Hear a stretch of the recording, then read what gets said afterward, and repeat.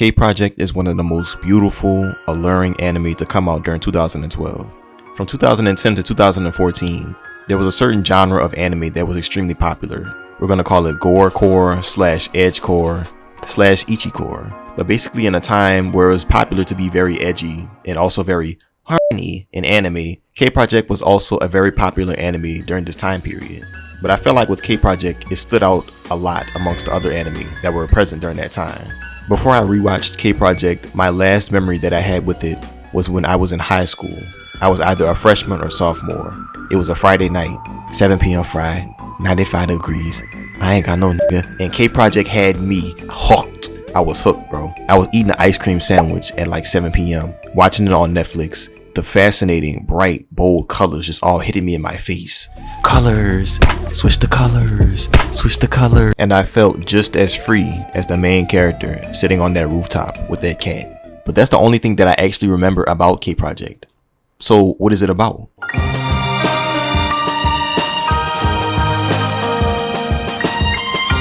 In a world where certain people are grouped into clans, there are 7 different colored kings, and the kings are the leaders of these clans. And the main character, Isana Yashido, he's wanted for the murder of one of the clan members that is a part of the Red Clan, but he doesn't ever remember actually killing anybody and committing murder.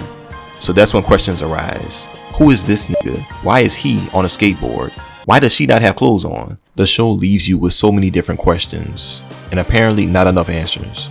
But basically, bro, if y'all have seen Death Note, where it was the part where he intentionally erased his memory and then got it back, you know, it's kind of like that, but it's just explained in such a worse, unclear type of way. In K-Project, there are so many different confusing plot points, and the direction of the story, at least in season 1, is not the best, in my opinion. They do a lot of back and forths between you finding out who Shiro actually is, and they mix that in with the lore of the show.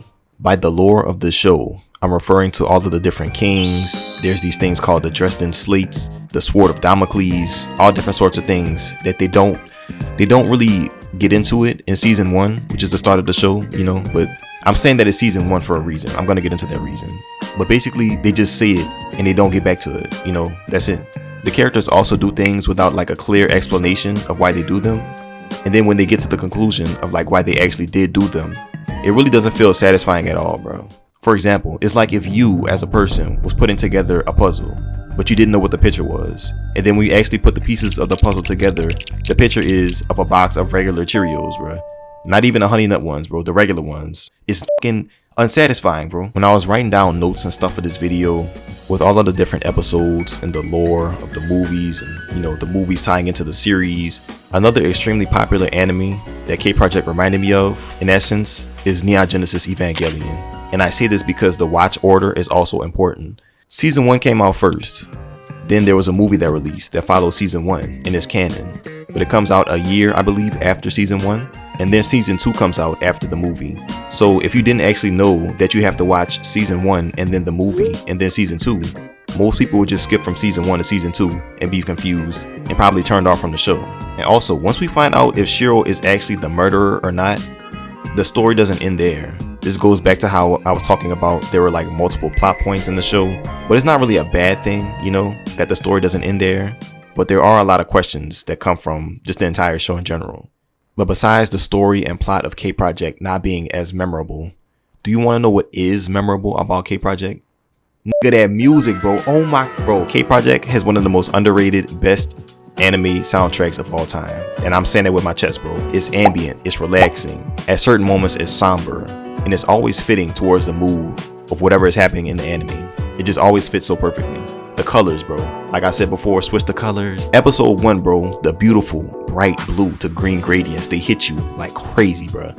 And it's in every episode. Like it's always consistent in every episode. You're always going to see a different shade of yellow, red, blue, some type of different color, green on the screen. And it's just always just beautiful every single time that you see it. The clans that are associated with the different colors, they match as well. For example, the Red Clan, bro, they're fiery, you know, they're hot, they're ambitious, they're hot, they're fine as shit. The Blue Clan, they're calm, they're more apathetic, they're more cold.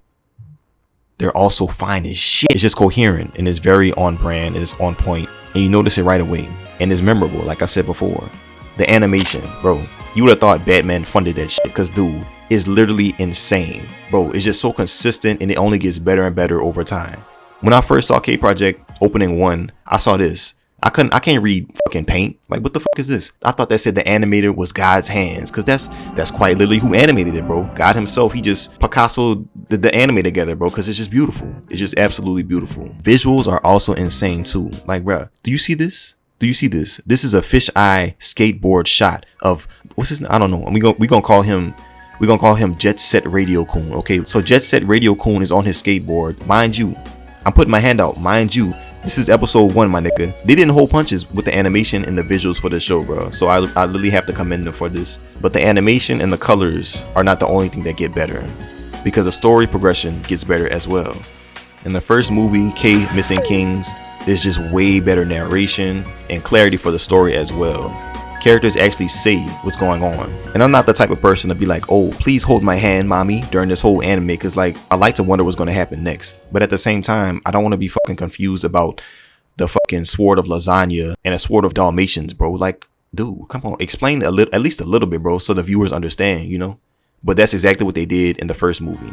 And also, after we uncovered the events of season 1 and we find out, you know, if Shiro actually is the murderer or not, everything after just flows so much more smoothly, because they have like one plot point to focus on after getting out, you know, the first one. The movies really let you focus on the animation and the colors and the fight scenes way much more, and they really have a chance to shine, and it just makes them much more enjoyable because you know exactly what's going on in the show.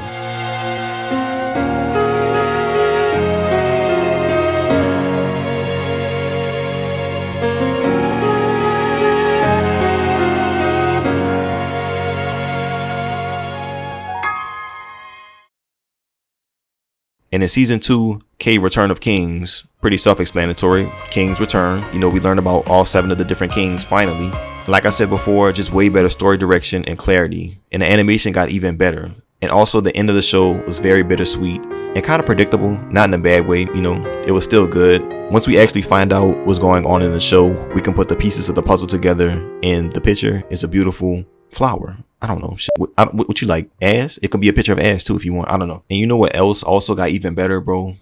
The fan service. But like, bro, we didn't need the fan service, bro. We didn't need that. You know, the anime was already beautiful enough with the different colors, the different rainbow, light spectrum, RGB shit going on. You know, we didn't need to see.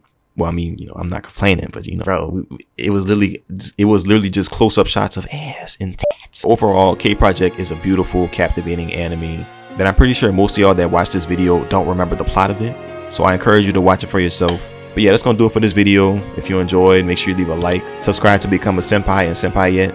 I'm gonna go. I'll see y'all next time. I love you. Take care of yourselves. Goodbye and peace. So now I draw the line to live another journey, 'cause even though